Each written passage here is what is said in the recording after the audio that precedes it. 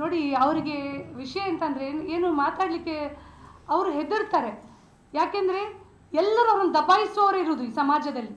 ಮಾತಾಡಬೇಡ, ಹೀಗೆ ಹೇಳು, ಹಾಗೆ ಹೇಳು ಅಂತ. ಇವತ್ತಿಲ್ಲಿ ನಿಜ ಬಣ್ಣ ಬಯಲಾಗಿದೆ. ಈ ಹುಡುಗಿ ಮೊನ್ನೆ ಶನಿವಾರ ದಿನ ಸುಸೈಡ್ ಮಾಡಲಿಕ್ಕೆ ಹೋಗಿದ್ದಾಳೆ. ನಮಿತಾ ನನಗೆ ಫೋನ್ ಮಾಡಿ ಹೇಳಿದರು, ಪ್ರತಿ ದಿನ ಸಾಯ್ತಾ ಇದ್ದಾರೆ ಈ ಫ್ಯಾಮಿಲಿ, ಇವರ ದುಡ್ಡು ಯಾರಿಗೆ ಬೇಡ. ಮತ್ತೆ ಅವಳ ಮುಖ ಎಲ್ಲ ನೀವು ಬ್ಲರ್ ಮಾಡೋದು ಅಗತ್ಯ ಇಲ್ಲ. ಸ್ವ ಇಚ್ಛೆಯಿಂದ ಧೈರ್ಯದಲ್ಲಿ ಅವಳು ಬಂದಿಲ್ಲಿ ಕೂತ್ಕೊಂಡಿದ್ದಾಳೆ. ಬಿಕಾಸ್ ಲೈಫ್ ಏನಿದೆ ಅದು ಇವತ್ತು ನಾಳೆಗೆಲ್ಲ. ಅವನು ಯಾರು ಇವಳಿಗೆ ನ್ಯಾಯ ಕೊಡಿಸ್ಲಿಕ್ಕೆ? ಇವಳ ಲೈಫನ್ನು ಇವಳು ಲೀಡ್ ಮಾಡಬೇಕು. ಅದಕ್ಕೆ ಮಾಧ್ಯಮದವ್ರ ಹತ್ರ ಹೇಳಿದ, ಅವಳ ಪರ್ಮಿಷನ್ ಇದ್ದು ಅವಳು ಹೇಳಿದಾಳೆ ನಾನು ಲೈಫನ್ನು ಫೇಸ್ ಮಾಡ್ತೇನೆ ಅಂತ ಹೇಳಿದಕ್ಕೆ ಇವತ್ತು ಬಂದಿಲ್ಲಿ ಕೂತ್ಕೊಂಡಿದ್ದಾಳೆ. ಅವರು ಪ್ರತಿ ದಿನ ಏನು ಅನುಭವಿಸ್ತಿದ್ದಾರೆ. ನಮಗೆ ಬದುಕಲಿಕ್ಕೆ ಏನು ಬೇಕು? 2 ಹೊತ್ತು ಊಟ ಬೇಕು. ಕೂಲಿ ಮಾಡಿದ್ರು 500 ರೂಪಾಯಿ ಸಿಗ್ತದೆ. ಇವನು 50 ಲಕ್ಷ ಯಾರಿಗೆ ಬೇಕು? ಅಟ್ಲೀಸ್ಟ್ ಒಂದು ಮದುವೆ ಆಗಲಿ, ಅವ ಮತ್ತೆ ಅವನಿಗೆ ಸಂಸಾರ ಮಾಡಲಿಕ್ಕೆ ಆಗುದಿಲ್ವಾ? ಬಿಟ್ಟು ಹಾಕ್ಲಿ. ಈಗ ಇವತ್ತು ಅವಳಿಗೆ ಪರಿಸ್ಥಿತಿ ಬಂದಿದೆ. ನಾನು ನಿಜ ಹೇಳ್ತೇನೆ, ಇಲ್ಲಿ ನೀವು ಅಲ್ಲಿ ಕುತ್ಕೊಂಡವರು ಕಣ್ಣಲ್ಲಿಗೆ ಹೆಂಗಸರು ನೀರು ಹಾಕ್ತಾ ಇದ್ದೀರಾ. ನನಗೂ ಬೇಜಾರಾಗ್ತಾ ಇದೆ, ಎಲ್ಲರಿಗೂ ಬೇಜಾರಾಗ್ತದೆ. ಯಾಕೆಂದ್ರೆ ಎಂತ ಯಾವ ಸಮಾಜದಲ್ಲಿದ್ದೇವೆ ನಾವು? ನಮ್ಮ ಹಿಂದುತ್ವ ಇದನ್ನೇ ಕಲಿಸುದ ನಮಗೆ? ನಮ್ಮ ಹಿಂದುತ್ವ ಇದನ್ನೇ ಹೇಳಿದ್ದ? ನಮ್ಮ ಹಿಂದೂ ಸಮಾಜದಲ್ಲಿ ಇಷ್ಟು ಜನ ಇದ್ದು ಯಾರು ಇಲ್ಲದಾಗೆ ಆಗಿದೆಲ್ಲ ಇವತ್ತು. ನಾನು ಕೇಳ್ತಾ ಇದ್ದೇನೆ, ನಾಳ್ದು ಅವಳದು ಏನು ಕ್ರೆಡಲಿಂಗ್ ಸೆರೆಮನಿ ಇದೆ, ನಮಗೆ ಜಾತಿ ಧರ್ಮ ಬೇಡ, ಎಲ್ಲ ಸಮುದಾಯದವರು ಬನ್ನಿ. ಫಸ್ಟಿಗೆ ನಿಂತದ್ದು ಮುಸಲ್ಮಾನರು. ಪ್ರತಿ ಒಂದು ವಿಷಯವನ್ನು ದುಡ್ಡಲ್ಲಿ ತುಲನೆ ಮಾಡಲಿಕ್ಕೆ ಆಗುದಿಲ್ಲ. ಹಾಗಾದ್ರೆ ನಾಳೆ ಇವಳಿಗೆ 50 ಲಕ್ಷ ಕೊಟ್ಟ, ಇನ್ನು ನೆಕ್ಸ್ಟ್ ಇನ್ನೊಬ್ಬಳಿಗೆ ಬಸರಿ ಮಾಡಿ ಅವನು ಮತ್ತೊಂದು 50 ಲಕ್ಷ ಕೊಡ್ತಾನೆ. ಇವನ ಮನೆ ಒಳಗೆ ಒಂದು ಹೆಣ್ಣು ಮಗಳನ್ನು ಇಟ್ಕೊಂಡು, ಪ್ರಾಯಕ್ಕೆ ಬಂದ ಹೆಣ್ಣು ಮಗಳನ್ನು ಇಟ್ಕೊಂಡು ಇನ್ನೊಂದು ಹೆಣ್ಣು ಮಗಳ ಲೈಫನ್ನು ಹಾಳು ಮಾಡ್ಕೊಳ್ಳಿಕ್ಕೆ ಬಂದಿದ್ದಾನೆ. ಇನ್ನು ನಮ್ಮ ಹತ್ರ ಯಾರು ಮಾತಾಡಿದ್ರು, ಯಾರು ಏನು ಮಾಡಿದ್ರು ನಾವಂತೂ ಕೇರ್ ಮಾಡುವುದಿಲ್ಲ. ಇವರಿಗೆ 100%, ನಾನು ಒಬ್ಬಳಲ್ಲ, ನನ್ನ ಹಿಂದೆ ತುಂಬ ಜನ ಇದ್ದಾರೆ. ತುಂಬ ಜನ ಪ್ರತಿಭಟನೆ ಹೋರಾಟಕ್ಕೆ ರೆಡಿ ಆಗಿದ್ದಾರೆ. ಅವನ ಮನೆಗೆ ಹೋಗುವ ಅಂತ ಹೇಳಿದ್ದಾರೆ, ಅಲ್ಲಿ ಹೊರಗಡೆ ಚಪ್ರ ಹಾಕಿ ಕುತ್ಕೊಳ್ಳುವ ಅಂತ ಹೇಳಿದ್ದಾರೆ. ಇವನ್ ತಾಕತ್ತಿದ್ರೆ ಇವನು ಏನೆಲ್ಲ ಇವನಿಗೆ ಮಾಡಲಿಕ್ಕೆ, ಇವನ ದುಡ್ಡಿನ ಬಲದಲ್ಲಿ ಮಾಡಲಿಕ್ಕೆ ಸಾಧ್ಯ ಉಂಟು, ಇವನು ಮಾಡಲಿ. ಬಡವರಂತ ಹೇಳಿ ಅವರನ್ನು ಇದು ಮಾಡೋದು ಬೇಡ. ಅವರೊಟ್ಟಿಗೆ ನಾನಿದ್ದೇನೆ. ನಿಮ್ಮ ಮುಂದೆ ಅವನ ಅಪ್ಪ ಅಮ್ಮನಿಗೆ 50 ಲಕ್ಷ ರೂಪಾಯಿ ಕೊಡ್ತೇನೆ, ಮದುವೆ ಆಗಲಿ, ಇವರ ಮನೆಗೆ ಮಣಿಯಾಳಿಯಾಗಿ ಬರಲಿ. ದುಡ್ಡಲ್ಲಿ ಮಾತಾಡುವುದಾದ್ರೆ. ಮತ್ತೆ ಅವಳಿಗೂ ಒಂದು ಧೈರ್ಯ ಕೊಡಿ ನೀವು. ಅವಳ ಮುಖ ಬ್ಲರ್ ಮಾಡೋದು ಸಂತ್ರಸ್ತೆ. ಅವಳು ಸಂತ್ರಸ್ತೆ ಅಲ್ಲ, ಇಲ್ಲಿವರೆಗೆ ಸಂತ್ರಸ್ತೆ, ಮೊನ್ನೆವರೆಗೆ ಸಂತ್ರಸ್ತೆ ಆಗಿದ್ಲು ಅಷ್ಟೇ. ಇನ್ನವಳು ಸಂತ್ರಸ್ತೆ ಅಲ್ಲ, ಅವಳು ಬದುಕಬೇಕು. ಇಲ್ಲಿ ಬರ್ತಾರೆ, ಮತ್ತೆ ಒಂದು ದಿನ ಸ್ಟೇಟಸ್ ಹಾಕ್ತಾರೆ ಸತ್ರೆ, ಮಿಸ್ ಯು ಪೂಜಾ ಅಂತ ಹೇಳಿ, ಅವಳ ಮಗುಳ್ದು ಅವಳದು ಅಷ್ಟೇ. ಇಲ್ಲಿ ಆಗುದಷ್ಟೇ. ಕ್ಯಾಂಡಲ್ ಇಟ್ಕೊಂಡು ಗಲ್ಲಿಗಳಲ್ಲಿ ಪ್ರತಿಮೆ ಮುಂದೆ ಪ್ರತಿಭಟನೆಗಳು ಮಾಡ್ತಾರೆ. ಅದು ಬೇಡ. ಅವಳು ಬದುಕ್ತಾಳೆ, ಅವಳಿಗೆ ಧೈರ್ಯ ಇದೆ. ಒಂದು ಸ್ಟೂಡೆಂಟ್ ಒಂದು 86 ಏನೋ ಒಂದು ತಪ್ಪು. ಈ ಸಮಾಜದಲ್ಲಿ ಎಂತೆಂಥವರು ಯಾವ ರೀತಿ ಬದುಕ್ತಾ ಇದ್ದಾರೆ. ಮರ್ಡರ್ ಮಾಡಿದವರು, ರೇಪ್ ಮಾಡಿದವರು ರಾಜಾರೋಷವಾಗಿ ತಿರುಗ್ತಾ ಇದ್ದಾರೆ. ಅವನನ್ನು 8 ವರ್ಷ ಪ್ರೀತಿ ಮಾಡಿ ಅವನ ಮೇಲೆ ವಿಶ್ವಾಸ ನಂಬಿಕೆ ಇಟ್ಟು ಏನೋ ಒಂದು ಆಗಿದೆ, ಅವಳಿಗೆ ಗೊತ್ತಾಗಲಿಲ್ಲ ಅಷ್ಟೇ. ಬೇರೆ ಹುಡುಗಿಯರಾದರೆ ಟ್ಯಾಬ್ಲೆಟ್ ತಗೊಂಡು ಏನೋ ಒಂದು ಮಾಡ್ತಾ ಇದ್ರು. ಆ ಸ್ಮಾರ್ಟ್ನೆಸ್ ಅವಳಲ್ಲಿ ಇರಲಿಲ್ಲ. ನಾನು ಈ ಸಮಾಜಕ್ಕೆ ಕೇಳೋದಿಷ್ಟೇ, ನನ್ನ ಮಗಳಿಂದ ತಪ್ಪಾಗಿದೆ, ಹುಡುಗನು ತಪ್ಪು ಮಾಡಿದ್ದಾನೆ. ಆ ತಪ್ಪು ಮಾಡಿದೆ ಅಂತ ಈ ಮಗುಗೆ ಯಾವ ಇದು ಆಗಬಾರ್ದಲ್ವ? ಮಗುಗೆ ನ್ಯಾಯ ಕೊಡಿಸಿ. ಮಗು ಅವನದೇ, ಯಾರ್ದಲ್ಲ, ಬೇರೆಯವ್ರಿಗೆ. DNA ಟೆಸ್ಟ್ ಎಲ್ಲ ಬಂದಾಗಿದೆ, ಮಗು ಅವನದೇ ಅಂತ ಆಗಿದೆ. ಈಗನೂ ಮದುವೆಗೆ ಒಪ್ತಾ ಇಲ್ಲ ಅಂತ ಹೇಳಿದರೆ ಅವನಿಗೆ ಅವಳೊಟ್ಟಿಗೆ ಎಂಜಾಯ್ ಮಾಡುವಾಗ ಅವನಿಗೆ ಬೇಕಿತ್ತು ಅವಳು, ಈಗ ಬೇಡ ಅವನಿಗೆ. ಈಗ ನನಗೆ ಇಷ್ಟ ಇಲ್ಲ, ನನಗೆ 21 ವರ್ಷ ಆಗಿದೆ, ಆವಾಗ ಡಿಸಿಷನ್ ಆಗೋದಿಲ್ಲ, ಇವಾಗ ತೊಗೊಳ್ಬೋದಲ್ಲ ಅವನಿಗೆ. ಅವ್ರ ಮನೆಯವರು ಹೇಳ್ತಿದ್ದಾರೆ ಅವನಿಗೆ ಇಷ್ಟ ಇಲ್ಲ ಅಂತ. ಅವನಿಗೆ ಇಷ್ಟ ಇದ್ದಾಗೆ ಅವರು ಹುಡುಗಿಯರನ್ನು ಚೇಂಜ್ ಮಾಡ್ಕೊಂಡು ಹೋಗ್ತಾರಾ? ಈಗ ನನ್ನ ಮಗಳಿಗೆ ಆದ ಪರಿಸ್ಥಿತಿ ಇನ್ನೊಂದು ಹೆಣ್ಣು ಮಗಳಿಗೆ ಬರಬಾರ್ದು. ಎಲ್ಲರ ಮನೆಯಲ್ಲಿ ಹೆಣ್ಣು ಮಕ್ಕಳಿದ್ದಾರೆ. ಎಲ್ಲರ ಹತ್ರ ನಾನು ಕೇಳೋದಿಷ್ಟೇ, ಎಲ್ಲರೂ ಸೇರಿ ನಮಗೆ ನ್ಯಾಯ ಕೊಡಿಸ್ಲಿಕ್ಕೋಸ್ಕರ ಎಲ್ಲರೂ ಸಪೋರ್ಟ್ ಮಾಡಿ. ಎಲ್ಲರ ಹತ್ರನೇ ಕೇಳೋದಿಷ್ಟೇ. ಈ ಗಿಣ ಕೊಟ್ಟು ನಾವು ಹಣ ತಗೊಳ್ಳೋದಾದ್ರೆ ಯಾವತ್ತೂ ಹಣ ತಗೊಳ್ಬೋದಿತ್ತು. ಹಣ ಕೊಟ್ಟು ಈ ಕೇಸನ್ನೇ ಕ್ಲೋಸ್ ಮಾಡ್ಬೋದಿತ್ತು. ಹಣ ಬೇಡ ನನಗೆ, ಮಗುವಿಗೆ ತಂದೆ ಬೇಕು, ಮಗಳಿಗೆ ಗಂಡ ಬೇಕು, ಅಷ್ಟರೇ ಇಷ್ಟುವರೆಗೆ ನಾವು ಕೇಳ್ತಿರೋದಷ್ಟೇ. ಈಗನೂ ಕೇಳೋದಷ್ಟೇ, ಅವ ಮದುವೆ ಆಗಬೇಕು, ಯಾಕೆ ಮದುವೆ ಆಗುದಿಲ್ಲ ಅಂತ. ಒಂದು ಹೆಣ್ಣಿಗೆ ಹಾಗಾದ್ರೆ ಎಲ್ಲಿ ನ್ಯಾಯ ಇಲ್ವಾ? ಕೋರ್ಟ್ ಬಿಡಿ, ಕೋರ್ಟ್ ಆದ್ರೆ ಇದು ಮಾಡ್ತಾ ಇರ್ತದೆ. ಆದರೆ ಈ ಸಮಾಜ ನಮಗೆ ನಮ್ಮೊಟ್ಟಿಗೆ ಸಹಾಯ ಮಾಡಬೇಕು, ಮಗಳಿಗೆ ನ್ಯಾಯ ಕೊಡಿಸ್ಲಿಕ್ಕೋಸ್ಕರ ನಾನು ಹೋರಾಟಕ್ಕೂ ರೆಡಿ ಇದ್ದೇನೆ. ಕಾನೂನು ಹೋರಾಟ ಮಾಡಲಿಕ್ಕೂ ನಾನು ರೆಡಿ ಇದ್ದೇನೆ. ಮಗಳಿಗೆ ನ್ಯಾಯ ಕೊಡಿಸ್ಲಿಕ್ಕೋಸ್ಕರ ಎಲ್ಲರೂ ನನ್ನ ಜೊತೆ ಸೇರಿ. ಇವ್ರ ಮಗುವನ್ನು ಅಲ್ಲಿ ಕೊಡೋದು ಇಲ್ಲಿ ಕೊಡೋದು ಅದೆಲ್ಲ ಅವಶ್ಯಕತೆಯೇ ಇಲ್ಲ. ಮಗುವಿಗೆ ನಾವಿದ್ದೇವೆ. ಅವ್ರಿಗೆ ಆ ಮಗು ಅಗತ್ಯ ಇಲ್ಲದೆ ಇರ್ಬೋದು. ನನಗೆ ಈ ಮಗು ಬೇಕು, ನನ್ನ ಮಗಳು ಬೇಕು, ನಾನು ಇರುವ ತನಕನೂ ನಾನು ಸಾಕ್ತೇನೆ ಆ ಮಗುವನ್ನು. ಅವರಿಗೆ ಭಾರ ಆಗಿರ್ಬೋದು, ನನಗೆ ಭಾರ ಆಗಲಿಲ್ಲ, ಆಗೋದು ಇಲ್ಲ.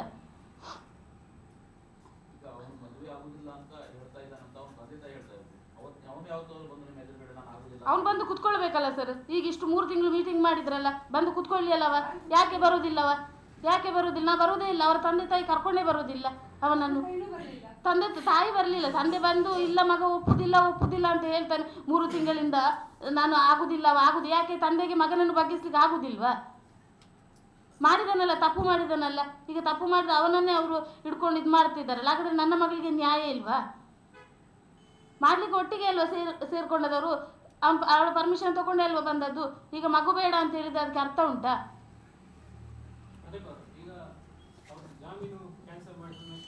ಹೌದು, ಇಲ್ಲ, ಅದು ಪ್ರೊಸೀಜರ್ ಇದೆ. ಈಗ ಅವನು ಬೇಲ್ ಮೇಲೆ ಬಂದಿದ್ದು, is come on bail. So bail rejection ಮಾಡಲಿಕ್ಕೆ ತುಂಬ ಅವಕಾಶಗಳಿದೆ. ಅದಕ್ಕೆ ಪೂರಕವಾದ ಡಾಕ್ಯುಮೆಂಟ್ಸ್ ನಾವು ಅಲ್ಲಿ ಸಬ್ಮಿಟ್ ಮಾಡಿದರೆ ಆಟೋಮ್ಯಾಟಿಕ್ ಆಗಿ ಅವನ ಬೇಲ್ ರಿಜೆಕ್ಟ್ ಆಗ್ತದೆ. ಇಲ್ಲಿವರೆಗೆ ನಾವು ಯಾಕೆ ಇಮಿಡಿಯೇಟ್ ಆಗಿ ಆಗ್ತಾ ಇತ್ತು, ಬಟ್ ಇಲ್ಲಿವರೆಗೆ ನಾವು ಯಾಕೆ ಸುಮ್ಮನೆ ಇದ್ದಿದ್ದಂದರೆ ಒಂದೊಂದು ಸಲ ಈ ನೀಡ್ಸ್ ಟೈಮ್. ಅವ್ನು ಜೈಲಿಂದ ಬಂದಿದ್ದಾನೆ, ಅವನಿಗೂ ಸ್ವಲ್ಪ ಅರ್ಥ ಮಾಡಲಿಕ್ಕೆ ಸ್ವಲ್ಪ ಟೈಮ್ ಬೇಕು. ಬಟ್ ನನಗೆ ತಿಳಿದಾಗೆ ಇದೆಲ್ಲ ಆಗಲಿಕ್ಕೆ ಮೂಲ ಕಾರಣ ಅವನ ಅಮ್ಮನಿಗೆ ಇಷ್ಟ ಇಲ್ಲ ಅಂತೆ ಮದುವೆ ಆಗೋದು. ಅವನ ತಂದೆ ಅವನು ಯಾರು ಓಕೆ, ಬಟ್ ಅಮ್ಮ ಮೇಜರ್ಲಿ. ಈಗ ಇಷ್ಟೆಲ್ಲ ನಾವು ಮಾತಾಡ್ತೇವೆ, ಒಂದು ದಿನ ಪ್ರತಿಕ್ರಿಯೆ ಕೊಟ್ಟಿದ್ದಾನ? ಇನ್ನೊಂದು ವಿಚಾರ ನಾನಿಲ್ಲಿ ಹೇಳಲಿಕ್ಕೆ ಇಚ್ಛಿಸ್ತೇನೆ. ನನಗೆ ಅರುಣ್ ಪುತ್ತಿಲ ಮೇಲೆ ತುಂಬ ಗೌರವ ಇದೆ. ಪುತ್ತೂರಲ್ಲಿ ಅವರಿಗೆ ಆದ ಒಂದು ಸ್ಥಾನಮಾನ ಇದೆ. ಮೊನ್ನೆ ಅವರು ಶ್ರೀನಿವಾಸ ಕಲ್ಯಾಣೋತ್ಸವ ಅಂತ ಮಾಡಿದರು. ದೇವರಿಗೆ ಮದುವೆ ಮಾಡಿಸುವ ಅಗತ್ಯ ಅವರಿಗಿಲ್ಲ. ದೇವರು ಆಲ್ರೆಡಿ ಮದುವೆ ಆಗಿದ್ದಾರೆ. ದೇವರನ್ನು ಮದುವೆ ಮಾಡೋ ತಾಕತ್ತು ಯಾರಿಗೂ ಇಲ್ಲ ಈ ಜಗತ್ತಲ್ಲಿ, ಭೂಮಿಯಲ್ಲಿ. ಈ ಹುಡುಗಿಗೆ ಮದುವೆ ಮಾಡಿಸೋ ತಾಕತ್ತು ಅವ್ರಿಗಿರ್ಬೇಕು. ಇವಳು ದೇವರಿಗಿಂತ ಮೇಲಲ್ಲ. ಅವರು ಮನಸ್ಸು ಮಾಡಿದರೆ ಪುತ್ತೂರಲ್ಲಿ ಅವನನ್ನು ಮದುವೆ ಮಾಡಿಸೋದು ಒಂದು ದೊಡ್ಡ ಸಂಗತಿ ಅಲ್ಲ. ಮತ್ತೆ ಸಂಸಾರ ಸರಿ ಹೋಗೋದಿಲ್ವಾ? ತೊಂದರೆ ಇಲ್ಲ. ಈ ಮೂಲಕ ನಾನು ಅವರಿಗೂ ರಿಕ್ವೆಸ್ಟ್ ಮಾಡ್ತಾ ಇದ್ದೇನೆ, ಶ್ರೀನಿವಾಸ ಕಲ್ಯಾಣ ಮಹೋತ್ಸವ ನೀವು ಮಾಡೋ ಅಗತ್ಯವೇ ಇಲ್ಲ. ನಿಮ್ಮ ಊರಲ್ಲಿ ಒಂದು ಹುಡುಗಿಗೆ ಅನ್ಯಾಯ ಆಗಿದೆ, ಅದು ಒಂದು ಹಿಂದೂ ಹೆಣ್ಣು ಮಗಳಿಗೆ. ಅವಳಿಗೆ ನ್ಯಾಯ ಕೊಡಿಸಿ ನೀವು. ಅವನ ಬೇಲ್ 100% ಕ್ಯಾನ್ಸಲ್ ಆಗ್ತದೆ. ಅವನು ಮತ್ತೆ ಒಳಗೆ ಹೋಗ್ತಾನೆ.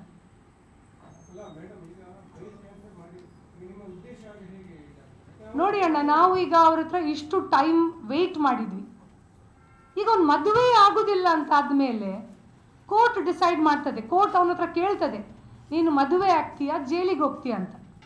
ಆಗ ಅವನು ಡಿಸೈಡ್ ಮಾಡಬೇಕು, ಅವನು ಜೈಲಿಗೆ ಹೋಗ್ತಾನ ಕೋರ್ಟಿಗೆ ಹೋಗ್ತಾನ. ಅಪ್ಪ ಹೇಳ್ತಾರಂತೆ ಅವ್ನು ಜೈಲಿಗೆ ಹೋಗ್ಲಿಕ್ಕೂ ರೆಡಿ ಇದ್ದಾನೆ, ಮದುವೆ ಆಗಲಿಕ್ಕೆ ರೆಡಿ ಇಲ್ಲ ಅಂತ. ಹಾಗಾದರೆ ಅವನು ಈ ಹೆಣ್ಣು ಮಗಳನ್ನು ಇಷ್ಟು ಮುಂದುವರಿಸಲಿಕ್ಕೆ ಅವನಿಗೆ ಅಗತ್ಯ ಏನಿತ್ತು? ಮತ್ತು ಪ್ರತಿಯೊಂದು ಮಾತನ್ನು ದುಡ್ಡಲ್ಲಿ ಅವ್ರು ತುಲನೆ ಮಾಡ್ತಾ ಇದ್ದಾರೆ. ಅಂದರೆ ದುಡ್ಡು, ಬಡವರಿಗೆ ದುಡ್ಡು ಕೊಟ್ಟ ಕೂಡಲೇ ಎಲ್ಲ ಆಗ್ತದೆ. ಇದು ಬಿಹಾರ ಅಲ್ಲ, ಇದು ದಕ್ಷಿಣ ಕನ್ನಡ ಜಿಲ್ಲೆ. ಬಿಹಾರದಲ್ಲಿ ಸಾಹುಕಾರರು ಹೀಗೆ ಕೆಲಸದವ್ರು ಬಂದವರನ್ನೆಲ್ಲ ಹೊಟ್ಟೆ ಮಾಡಿ ಅವ್ರಿಗೇನೆಲ್ಲ ಮಾಡ್ತಾರೆ, ಹೊಡೆದು ಸಾಯಿಸ್ತಾರೆ. ಇದು ದಕ್ಷಿಣ ಕನ್ನಡ ಜಿಲ್ಲೆಯಲ್ಲಿ ಅಷ್ಟು ಸುಲಭ ಇಲ್ಲ. ಜನ ಎಲ್ಲ ಬುದ್ಧಿವಂತರಿದ್ದಾರೆ. ಈಗ ನಾವು ಹೋರಾಟಕ್ಕೆ ಇಳಿಲಿಲ್ಲ, ಅದಕ್ಕೆ ಜನ ಬೀದಿಗೆ ಬರಲಿಲ್ಲ. ನಾಳ್ದು ಗೊತ್ತಾಗ್ತದೆ ನಿಮಗೆ ಎಷ್ಟು ಜನ ಬೀದಿಗೆ ಬರ್ತಾರೆ ಅಂತ. ಯಾರ್ಯಾರನ್ನು ಇವ್ರು ಬರಬೇಡಿ ಅಂತ ಹೇಳ್ತಾರೆ. ಮತ್ತು ಸೈಕಲ್ ಬ್ಯಾಲೆನ್ಸ್ ಮಾಡುವ ಅಗತ್ಯ ನನಗಂತೂ ಇಲ್ಲ, ಇವರಿಗೂ ಇಲ್ಲ. ಯಾಕೆಂದರೆ ಮಗಳ ಜೀವನ ಹಾಳಾಗಿ ಆಗಿದೆ, ಇನ್ನೇನಾಗಬೇಕು? ಮಗಳ ಜೀವನ ಹಾಳಾಗಿ ಆಗಿದೆ. ಯಾರು ಮದುವೆ ಆಗ್ತಾರೆ ಪೂಜಾಳನ್ನು? ಅಟ್ಲೀಸ್ಟ್ ಗಂಡ ಆಗಿ ಒಂದು ದಿನಕ್ಕಾದ್ರೂ ತೊಂದರೆ ಇಲ್ಲ, ಗಂಡ ಆಗಿರ್ತಾನಲ್ಲವ. ಅಟ್ಲೀಸ್ಟ್ ಗಂಡ ಆದ ಮೇಲೆ ಸಂಸಾರ ಒಟ್ಟು ಹೋಗ್ಲಿಲ್ಲ, ಕೋರ್ಟಲ್ಲಿ ಅದಕ್ಕೂ ಅವಕಾಶಗಳಿದೆ. ಇದನ್ನಾದರೂ ಇಲ್ಲಿ ಎಲ್ಲ ತಿಳಿದವರು ತುಂಬ ಇದ್ದಾರೆ, ಹಿಂದುತ್ವದ ಲೀಡರ್ಗಳು. ಅವ್ರು ಹೇಳ್ಬೋದಲ್ಲ ಅವರಿಗೆ. ಸದ್ಯಕ್ಕೆ ಸಮಾಜ ನೋಡ್ತಾ ಇದೆ, ಇದೊಂದು ಎಕ್ಸಾಂಪಲ್. ಹಾಗಾದರೆ ದುಡ್ಡಿದ್ದ ಮಕ್ಕಳು ಯಾರು ಸಹ ಯಾರನ್ನು ಕರ್ಕೊಂಡು ಹೋಗಿ ಗರ್ಭಿಣಿ ಮಾಡಿ ಒಂದು ಮಗು ಕೈಯಲ್ಲಿ ಕೊಟ್ಟು 10,000, 8 ಲಕ್ಷ, 50 ಲಕ್ಷ ಕೊಟ್ಟರೆ ಮ್ಯಾಟರ್ ಸಾಲ್ವ್. ಹಾಗೆ ತುಂಬ ದುಡ್ಡಿದ್ದವರು ಇದ್ದಾರೆ, ಕೋಟಿಯಲ್ಲಿ ಇದ್ದಾರೆ. 10 ಹುಡುಗಿಯರನ್ನು ಹೀಗೆ ತಂದು ಮಾಡಿದರೆ ಆಗ್ತದಾ? ಮತ್ತೆ ಹೇಳ್ತಾರೆ ಮುಸಲ್ಮಾನರ ಹೆಲ್ಪ್ ತಗೊಳ್ಬೇಡಿ ನೀವು ಅವರನ್ನು ಯಾಕೆ ಕರೆದದ್ದು? ಮುಸಲ್ಮಾನರು ಈ ಪ್ರತಿಭಟನೆಗೆ ಬಂದದಕ್ಕೆ, ನೀವು ಅವರೊಟ್ಟಿಗೆ ಪ್ರತಿಭಟನೆಗೆ ಕೂತ್ಕೊಂಡಕ್ಕೆ ನಾವು ಹಿಂದೂ ಸಮಾಜದ ಈ ಏನು ಹೇಳ್ತಾರೆ ಸಮಾಜದವರು ನಿಮ್ಮೊಟ್ಟಿಗೆ ಬರುವುದಿಲ್ಲ ಅಂತ. ಇವರಿಗೆ ನಾಚಿಕೆ ಆಗಬೇಕು. ಇವರು ಬರಲಿಲ್ಲ ಅಂತ ಹೇಳಿ ಅವರು ಮುಸಲ್ಮಾನರ ಹತ್ರ ಹೋಗಿದ್ದಲ್ಲ. ನಾನು ಈ ಮೂಲಕ ಮುಸಲ್ಮಾನರಿಗೆ ಮತ್ತೆ ರಿಕ್ವೆಸ್ಟ್ ಮಾಡ್ತಾ ಇದ್ದೇನೆ, ಪ್ಲೀಸ್ ಬನ್ನಿ, ನಮಗೆ ಹೆಲ್ಪ್ ಮಾಡಿ. ನಮ್ಮ ಸಮಾಜದಲ್ಲಿ ಯಾರು ನಮಗೆ ಹೆಲ್ಪ್ ಮಾಡುವವರು ಇಲ್ಲ, ಯಾರು ಇದರ ಬಗ್ಗೆ ಮಾತಾಡಿದವರು ಇಲ್ಲ. ಇವತ್ತು ನಾನು ಹೇಳ್ತಾ ಇದ್ದೇನೆ, ಮಾತಾಡಿದವರು ಇಲ್ಲ, ಯಾರು ಇಲ್ಲ ಅಂತ. ಯಾರು ಇದ್ದೀರಿ ಬಂದು ಪ್ರೆಸ್ ಮಾಡಿ, ನಾವಿದ್ದೇವೆ, ನಾವಿದು ಹೆಲ್ಪ್ ಮಾಡಿದ್ದೇವೆ, ನಾವು ಈ ರೀತಿ ಸಹಾಯ ಮಾಡಿದ್ದೇವೆ ಅಂತ ಹೇಳಿ. ಯಾಕೆ ಇಟ್ಕೊಂಡದಂದರೆ ಕಲ್ಲಡ್ಕ ಪ್ರಭಾಕರ್ ಭಟ್ರು ಪ್ರತಿ ಸಲ ಹೇಳ್ತಾರೆ ಹಿಂದೂಗಳಿಗೆ ಮಕ್ಕಳು ಮಾಡಿ, ತುಂಬ ಮಕ್ಕಳು ಮಾಡಿ, ಮುಸಲ್ಮಾನರಿಗಿಂತ ಜಾಸ್ತಿ ಮಕ್ಕಳು ಮಾಡಿ ಅಂತ. ಅವರು ಹೇಳಲಿಲ್ಲ ಮದುವೆ ಆದ ಮೇಲೆ ಮಕ್ಕಳು ಮಾಡಿ ಅಂತ ಹೇಳಲಿಲ್ಲ. ಕೃಷ್ಣರಾವ್ ಅವನದೇ ಒಂದು ಶಿಷ್ಯ ಅಲ್ಲ, ಅದನ್ನು ಅವನು ಪರಿಪಾಲನೆ ಮಾಡಿದ್ದಾನೆ. ಪರಿಪಾಲನೆ ಮಾಡಿ ಈಗ ಮಕ್ಕಳು ಮಾಡಿದ್ದಾನೆ. ಕಲ್ಲಡ್ಕದಲ್ಲಿ ನಾನು ಇನ್ನೊಂದು ಪ್ರೆಸ್ ಕರೆದು ನಿಮಗೆ ಟೈಮ್, ಡೇಟ್, ವೆನ್ಯೂ ಎಲ್ಲ ಹೇಳ್ತೇನೆ. 24ಗೆ ನಾನು ಇಟ್ಕೊಂಡಿದ್ದೇನೆ. ಈಗ ಕಲ್ಲಡ್ಕ ಪ್ರಭಾಕರ್ ಭಟ್ರು ಜವಾಬ್ದಾರಿ ತಗೊಳ್ಬೇಕು. ಹಿಂದೂ ಹೆಣ್ಣು ಮಗಳು, ಅದು ಬೇರೆ ಧರ್ಮದಲ್ಲ, ಬೇರೆ ಧರ್ಮದ ಹೆಣ್ಣು ಮಗಳಲ್ಲ, ಹಿಂದೂ ಹೆಣ್ಣು ಮಗಳಿಗೆ ಅನ್ಯಾಯ ಆಗಿದೆ ಅವರದೇ ಶಿಷ್ಯನಿಂದ. ಕರೆಸಿ ಬುದ್ಧಿ ಹೇಳಿ ಒಂದು ಮದುವೆ ಆಗ ಮಾರೆ ಅಂತ ಹೇಳ್ಬೋದಲ್ಲ, ಅದು ದೊಡ್ಡ ವಿಷಯವಾ? ಅಷ್ಟೊಂದು ದೊಡ್ಡ ಲೀಡರ್ ಅವರು. ಒಂದು ಹುಡುಗನನ್ನು ಸರಿ ಮಾಡಲಿಕ್ಕೆ ಆಗೋದಿಲ್ಲ ಅಂತಂದ್ರೆ ಯಾವ ಹಿಂದೂ ಸಮಾಜವನ್ನು ಸರಿ ಮಾಡುವವರು? ಇವರದೆಲ್ಲ ಯೋಗ್ಯತೆ ಇದರಲ್ಲಿ ಗೊತ್ತಾಗ್ತದೆ. ಇವರು ಬರೀ ಭಾಷಣ ಹೇಳ್ಕೊಂಡು ಈ ಬ್ಯಾಕ್ವರ್ಡ್ ಹುಡುಗರೆಲ್ಲ ಇರ್ತಾರಲ್ಲ, ಅವರ ತಲೆ ಹಾಳು ಮಾಡಿಕೊಂಡು ಅವರನ್ನು ಜೈಲಿಗೆ ಕಳಿಸೋದು ಮಾತ್ರ ಕೆಲಸ. ಎಲೆಕ್ಷನ್ ಟೈಮಲ್ಲಿ ಅವರನ್ನು ಇವರು ಕೊಳ್ಳೋದು, ಇವರನ್ನು ಅವರು ಕೊಳ್ಳೋದು. ಈ ಪ್ರೆಸೆಂಟ್ ಕಮಿಷನರ್ ಬಂದ ಮೇಲೆ ಎಲ್ಲ ಸರಿಯಾಗಿದೆ. ಈಗ ಫಸ್ಟಿಗೆ ಲೀಡರ್ಸ್ಗಳನ್ನು ತೆಗೆದು ಒಳಗೆ ಹಾಕ್ಬೇಕು, ಈಗ ಅದನ್ನು ಮಾಡ್ತಾ ಇದ್ದಾರೆ ಅವರು. ಅವರ ಮೇಲೆ ಕೇಸ್ ಆಗ್ತಾ ಇದೆ, ಹಾಗಾಗಿ ಈಗ ಮುಚ್ಕೊಂಡಿದ್ದಾರೆ. ಈಗ ಕಲ್ಲಡ್ಕ ಪ್ರಭಾಕರ್ ಅವರ ಯೋಗ್ಯತೆ ಉಂಟು ಅಂತಾದರೆ ಈ ಹುಡುಗಿ ಮತ್ತು ಹುಡುಗನಿಗೆ ಮದುವೆ ಮಾಡಿಸ್ಬೇಕು. ತಾಕತ್ತಿಲ್ಲ ಅಂತಾದರೆ ಅವ್ರು ಯಾವ ಸೀಮೆ ಲೀಡರ್ ಅವರು? ಹಿಂದೂ ಲೀಡರ್ ಅವರು. ಅವರನ್ನು ನಾವು ಹೇಗೆ ಒಪ್ಪಿಕೊಳ್ಳೋದು? ಅವರು ಏನು ಮಾಡದೆ ಮುಸಲ್ಮಾನರ ಹತ್ರ ಹೋಗಬೇಡಿ, ಅವರ ಸಂಘಟನೆಗೆ ಹೋಗಬೇಡಿ, ಅವ್ರ ಹತ್ರ. ನಮಗೆ ಬೇಕಲ್ಲ, ನಮಗೆ ಜನ ಸಪೋರ್ಟ್. ನಮಗೆ ಮುಸಲ್ಮಾನ ಹಿಂದೂ ಯಾರೂ ಇಲ್ಲ, ಎಲ್ಲರೂ ಮನುಷ್ಯರೇ. ಸಪೋರ್ಟ್ ಮಾಡೋರು ಬೇಕಲ್ಲ, ಇವಳಿಗೆ ನ್ಯಾಯ ಸಿಗಬೇಕಲ್ಲ.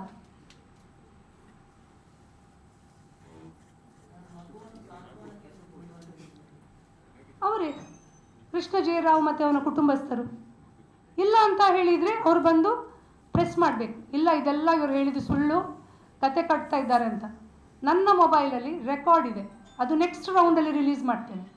ಒಂದೇ ದಿನ ಪಿಕ್ಚರ್ ನೋಡಬಾರ್ದು, ಸ್ವಲ್ಪ ಸ್ವಲ್ಪ ಸೀರಿಯಲ್ ಇದು, ಸ್ವಲ್ಪ ಸ್ವಲ್ಪ ನೋಡಬೇಕು. ಒಂದೇ ದಿನ ಪಿಕ್ಚರ್ ನೋಡಿದರೆ ಮಜಾ ಇಲ್ಲ. ತುಂಬ ಪಿಕ್ಚರ್ ನನ್ನ ಮೊಬೈಲ್ ಒಳಗೆ ಇದೆ, ಒಂದೊಂದಾಗಿ ರಿಲೀಸ್ ಮಾಡ್ತಾ ಹೋಗ್ತೇನೆ. ಸೀರಿಯಲ್ ಇವತ್ತು ಶುರುವಾಗಿದೆ ಮತ್ತೆ. ಯಾರು ಕಮ್ಯುನಿಕೇಟ್ ಮಾಡಿದಾರಲ್ಲ, ದುಡ್ಡಿದ ವಿಷಯ, ಮಗುವಿದ ವಿಷಯ, ಮತ್ತು ಕೇಸ್ ವಾಪಸ್ ತಗೊಳ್ಳೋದು, ಮತ್ತು ಡಿವೋರ್ಸ್ ಮಾಡಿಸೋದು, ಇದೆಲ್ಲ ಇದೆ ಇಲ್ಲಿ ಒಳಗೆ. ಅದನ್ನು ರಿಲೀಸ್ ಮಾಡ್ತೇನೆ ನಾನು ನೆಕ್ಸ್ಟ್. ಅವರ ಪ್ರತಿಕ್ರಿಯೆಯನ್ನು ಕಾಯ್ತೇನೆ. ಅವ್ರ ಪ್ರತಿಕ್ರಿಯೆ ಕೊಡೋದಿಲ್ಲ, ಮಾನ ಮರ್ಯಾದೆ ಕೆಟ್ಟವರಲ್ಲ, ಹಾಗೆ ಅವ್ರ ಪ್ರತಿಕ್ರಿಯೆ ಮಾಡೋದಿಲ್ಲ. ಅವರು ನಮಗೆ ಅವರ ಮಾನ ಹರಾಜು ಮಾಡಿದ್ದೇವೆ ಅಂತೇಳಿ ನನ್ನ ಮೇಲೆ, ನಮಿತನ ಮೇಲೆ ಹೋಗಿ ಕೇಸ್ ಕೊಡ್ತಿದ್ದಾರೆ. ಏನಿಲ್ಲ, ನನ್ನನ್ನು ಕರೀಲೇ ಇಲ್ಲ. ನಮಿತ ಬಡವರಲ್ಲ ಪಾಪ, ಅವ್ರ ಹತ್ರ ಏನಿದೆ, ಯಾರ ಬೆಂಬಲನಿಲ್ಲ, ಏನಿಲ್ಲ. ಅವರನ್ನು ಕರೆಸಿದ್ದಾರೆ ಸ್ಟೇಷನಲ್ಲಿ, ಕರೆಸಿ ಏನೂ ಹೇಳಲಿಲ್ಲ ಪಾಪ ಅವರು ಸಹ. ಈ ರೀತಿ ನಿಮ್ಮ ಮೇಲೆ ಕೇಸ್ ಆಗಿದೆ, ಜಸ್ಟ್ ಇಲ್ಲಿ ಒಂದು ಸೈನ್ ಹಾಕಿ, ಅದು ಅವ್ರದ್ದು ಫಾರ್ಮ್ಯಾಲಿಟಿ ಇರ್ತದಲ್ಲ ಪೊಲೀಸ್ ಸ್ಟೇಷನಲ್ಲಿ, ಅದನ್ನು ನಮಿತನ ಹತ್ರ ಮಾಡಿಸಿದ್ದಾರೆ, ನನ್ನ ಹತ್ರ ಮಾಡಲಿಲ್ಲ. ಅವನಮ್ಮ ಕೊಟ್ಟದಂತೆ ಅವರ ಮರ್ಯಾದೆ ಹರಾಜು. ಮರ್ಯಾದೆ ಇವರೇ ತೆಗೆಯೋದು ಇವರದ್ದು. ಇವರಿಗೆ ಮರ್ಯಾದೆ ಇರ್ತಾ ಇತ್ತು ಮಗನನ್ನು ತಂದು ಮದುವೆ ಮಾಡಿಸಿದ್ರೆ. ಮತ್ತು ನಮ್ಮ ಬಾಯಿ ಮುಚ್ಚಲಿಕ್ಕೆ, ನನ್ನ ಬಾಯಿ ಅಂತೂ ಮುಚ್ಚಲಿಕ್ಕೆ ಸಾಧ್ಯವೇ ಇಲ್ಲ ಇವರ ಹತ್ರ, ಖಂಡಿತ ಸಾಧ್ಯ ಇಲ್ಲ. ನಮಿತನ ಬಾಯಿ ಮುಚ್ಚಲಿಕ್ಕೆ ಸಹ ಸಾಧ್ಯ ಇಲ್ಲ. ಇನ್ನು ನಾವು ಯಾರ ಮಾತನ್ನು ಕೇಳೋದಿಲ್ಲ. ಕಾನೂನಾತ್ಮಕವಾಗಿ ಏನಾಗಬೇಕು ಅದು ಆಗ್ತದೆ. ಮ್ಯಾಕ್ಸಿಮಮ್ ಏನು ಸ್ಟೇ ತರ್ಬೋದಲ್ಲ. ನನ್ನಂತ ಇನ್ನೂ 10 ಜನ ಹುಡ್ತಾರೆ ಇಲ್ಲಿ ಈ ಜಿಲ್ಲೆಯಲ್ಲಿ ಮಾತಾಡಲಿಕ್ಕೆ ಇವಳ ಪರವಾಗಿ ರೆಡಿ ಇದ್ದಾರೆ. ಈಗ ಬೇಡ ಅಂತ ಕೂತ್ಕೊಂಡದ್ದು. ಯಾಕೆಂದರೆ 2 ಫ್ಯಾಮಿಲಿ ಮಧ್ಯೆ ನಾವು ಮಾತಾಡಿ, ಮತ್ತು ಇದರಲ್ಲಿ ಯಾವ ಪೊಲಿಟಿಕಲ್ ಬೇಳೆ ಬೇಯಿಸ್ಕೊಳ್ಳಿಕ್ಕೂ ಇಲ್ಲ, ಏನೂ ಇಲ್ಲ. ಅವಳಿಗೆ ನ್ಯಾಯ ಸಿಗಬೇಕಷ್ಟೇ. ಮದುವೆಯಾಗಿ ಒಂದು ದಿನ ಇದ್ರೆ ಸಾಕು ಅಂತ ನೀವು ಹೇಳ್ತೀರಲ್ಲ, ಹಾಗೆ ನಾವು ಒಪ್ಕೊಳ್ತೀರಾ? ನೋಡಿ, ಒಂದು ಹೆಣ್ಣು ಮಗಳಿಗೆ ಮದುವೆ ಅನ್ನೋದು ತುಂಬ ಇಂಪಾರ್ಟೆಂಟ್ ಆಗಿರ್ತದೆ. ಈಗ ಇವಳಿಗೆ ಮದುವೆ ಆಗಲಿಲ್ಲ, ಮಗು ಇದೆ.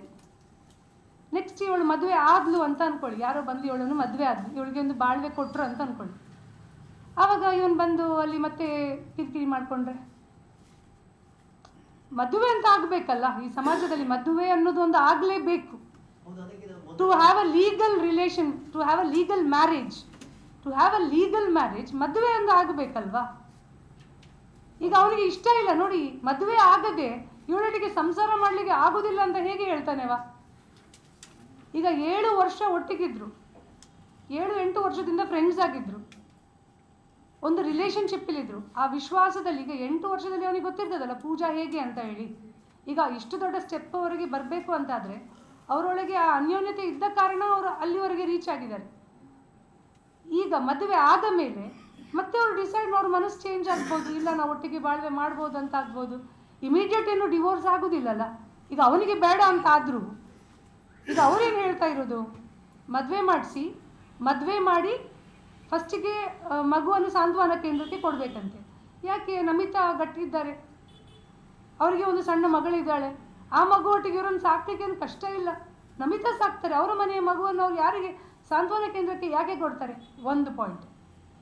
2ನೇ ಪಾಯಿಂಟ್, ಮದುವೆ ಆಗ್ತಾನೆ ಅವ, ಮದುವೆ ಆಗುವ ಮೊದಲು ಅವನ ಮೇಲಿದ್ದ ಕೇಸನ್ನು ವಾಪಸ್ ತಗೊಳ್ಬೇಕಂತೆ. ಅದು ಕಾನೂನಲ್ಲಿ ಅದಕ್ಕೆ ಅವಕಾಶ ಇಲ್ಲ. ಇವಳು ವಾಪಸ್ ತಗೊಳ್ತಾಳೆ ಅಂತ ಆದರೂ ಕಾನೂನಲ್ಲಿ ಅದಕ್ಕೆ ಅವಕಾಶ ಇಲ್ಲ. ಯಾಕೆಂದರೆ ಇದು ಇಲ್ಲಿವರೆಗೆ ರೀಚ್ ಆಗಿದೆ ಈ ಕೇಸ್. ನೆಕ್ಸ್ಟ್ ಮದುವೆ ಆಗ್ತಾನೆ, ಮದುವೆ ಆದ ಮೇಲೆ ಇಮಿಡಿಯೇಟ್ ಡಿವೋರ್ಸ್ ತಗೊಳ್ತಾನಂತೆ, ಮತ್ತು ಅವನು 50 lakh rupees ಕಂಪನ್ಸೇಷನ್ ಕೊಡ್ತಾನಂತೆ. ಸೊ ಇದೆಲ್ಲ ಸಾಧ್ಯ ಉಂಟಾ? It is not possible. ಅವನು ಮದುವೆ ಆಗಬೇಕು ಫಸ್ಟಿಗೆ, ಮತ್ತೆ ಅವನಿಗೆ ಎಷ್ಟೋ ಕೋರ್ಟಲ್ಲಿ ಅವನ ಕೇಸ್ ಅಂತೂ ವಾಪಸ್ ತಗೊಳ್ಳೋದಿಲ್ಲ. ಎಷ್ಟೋ ವರ್ಷಗಳ ನಂತರ ಅವನು 1 ವರ್ಷನೋ 2 ವರ್ಷನೋ ಕೋರ್ಟ್ ನೋಡ್ತದೆ, ಅವರಿಗೆ ಸಂಸಾರ ಮಾಡಲಿಕ್ಕೆ ಆಗೋದಿಲ್ಲ ಅಂತಾದಾಗ ಆಟೋಮ್ಯಾಟಿಕ್ಲಿ ಅವರಿಗೆ ಡಿವೋರ್ಸ್ ಪ್ರೊಸೀಜರ್ಸ್ಗೆ ಹೋಗುವ ಅವಕಾಶಗಳು ಇರ್ತದೆ.